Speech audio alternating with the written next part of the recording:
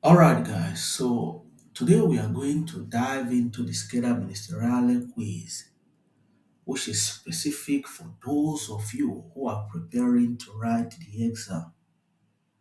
So please, I will encourage you to watch it till the end to know how many you are going to get at the end of the quiz.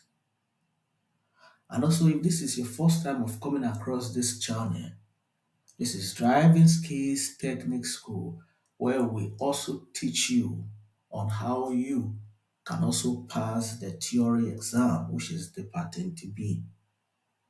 So if you can learn in this manner, then I guarantee you the exam will be yours. So let's proceed. And also, please do not forget to subscribe to this YouTube channel so that whenever we drop a video, you will be the first to see our video. All right. The number one is said, per eseguire la manovra di sorpasso nei centri urbani si possono momentaneamente superare i limiti di velocità. The number one is falso, not vero, okay?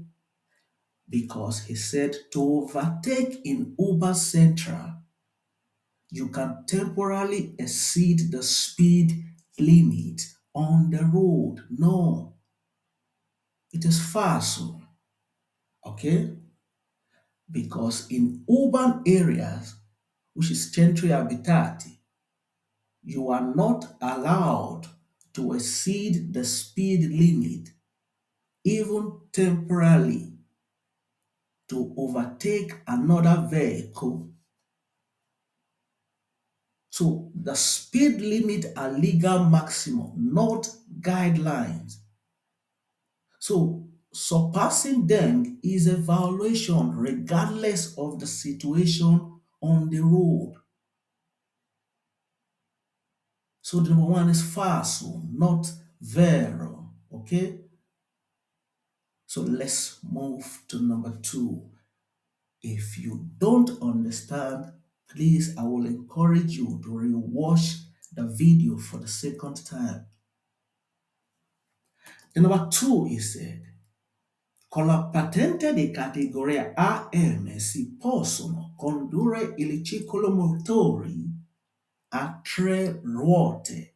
Oh yes, it is.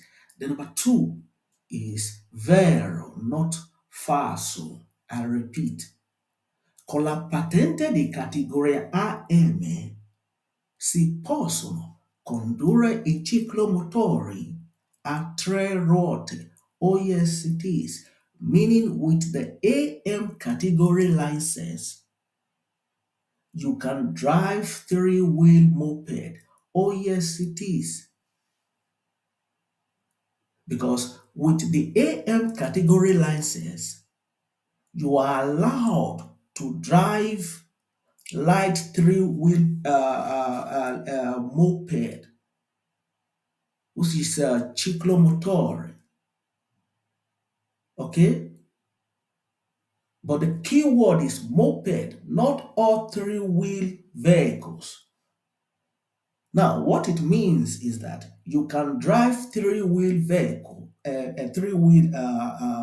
vehicles classified as moped. So the number two is vero, not falso. Okay. So let's move to number three.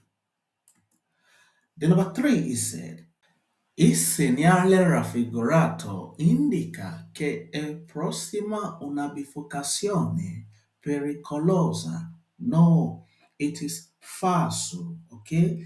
Because he said the sign shown you are seeing here indicate that a dangerous fork is approaching. No, it is falso, okay? Because the direzione consentite dritto a destra panel you are seeing requires you to continue straight or turn right at the intersection. So the number four is falso, not vero. Okay, so let's move to number five. The number five is said, Il segnale raffigurato vieta il sorpasso fra autoveicoli anche se la manovra poi compiesi entro la semicarreggiata. The number four is vero, not falso. Okay, because he said the sign shown you are seeing here, which is the deviato di sorpasso panel you are seeing here, prohibit overtaking between motor vehicles even if the maneuver can be carried out within the half lane. Oh yes it is. If you see the sign present, which is the deviato di sorpasso panel you are seeing here, the no overtaking sign you are seeing here is completely forbidding overtaking between motor vehicles, regardless of how much space you think you have. You can only overtake motocicli or motociclo, so same, or ciclomotore. Vehicles cannot overtake vehicle in the presence of the deviato di sorpasso you are seeing. So the number four is vero, not falso. Please, whatever you don't understand, do not hesitate to let us know on the comment section. And also, if you are part of the private class, then you can call me privately and then I will explain to your understanding.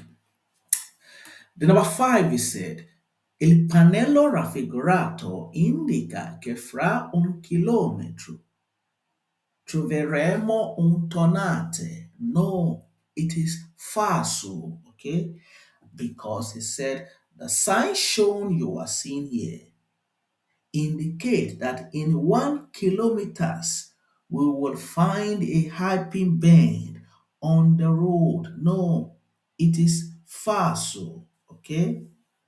Because first of all, the first tornante panel you are seeing only indicate the progressive number of a dangerous curve on the road, indicating to you that this is the first curve on that road that you are transiting on. So begin to reduce your speed because there are other curves ahead of you. So the number five is falso, not vero. Okay? So let's move to number six. The number six, he said, il segnale raffigurato si trova dove la strada è percorribile solo con catene da neve. No, it is falso, okay? Because he said the sign shown you are seeing here is located where the road can only be driven with snow chain. No, it is falso because the sign shown you are seeing here, which is the Strada Deformata, only identify a municipal road, which a municipal road is equals to a local road within a city or a town. That is where you find this panel. So the number six is falso, not vero. Okay. So let's move to number seven. The number seven said, secondo le nome di precedenza nell'incrocio rappresentato in figura, i veicoli passano nel seguente ordine D, B, N, P. No, it is falso. Okay, because he said, according to the rules of precedence at the intersection shown in the figure, vehicle passes in the following order is D, B, N, P. No, it is falso, okay?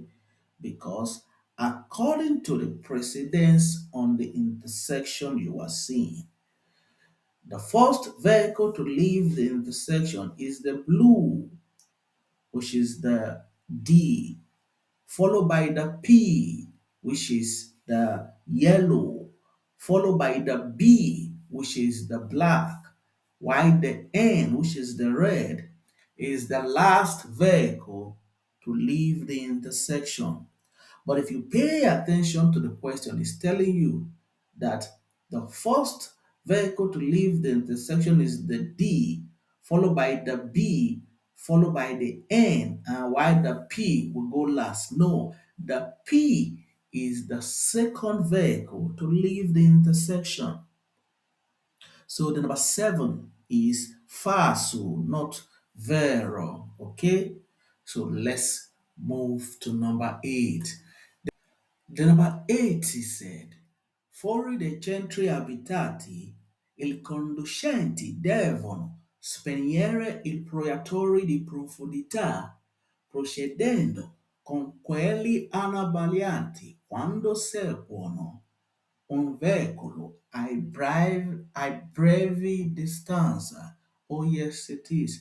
The number 8 is vero, not falso. Okay?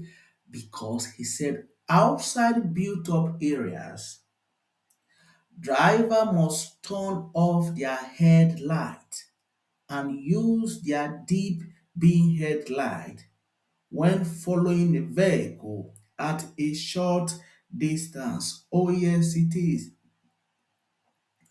When you are outside built up areas, which is rural area, and you are following another vehicle closely, then you must stop using your high beam headlight, which is the main headlight, which is the luci abbaglianti.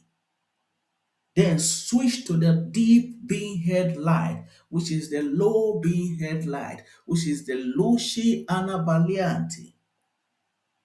This is because to avoid dazzling or blinding the driver in front of you through their mirrors. So this is why you are being encouraged to switch from the high beam headlight, which is the luci abbaglianti, to the low beam headlight, which is the luci anabaglianti. So the number 8 is vero, not falso. Okay? So let's move to number 9. The number 9 is said, il carico deve essere sistemato sul veicolo in modo da segnalare lo sporgenza posteriore con il pannello retroriflettente in figura. All right, so for those of you who have been privileged to watch it till this moment, I want you to leave your answer on the number 9 on our comment section. And also for those of you who will be coming across this video for the first time, if you want to join the private class, then I will encourage you to call the phone number. If you can learn in this manner, then I guarantee you the exam will be yours. All right, so I look forward to see you some other time. Ciao.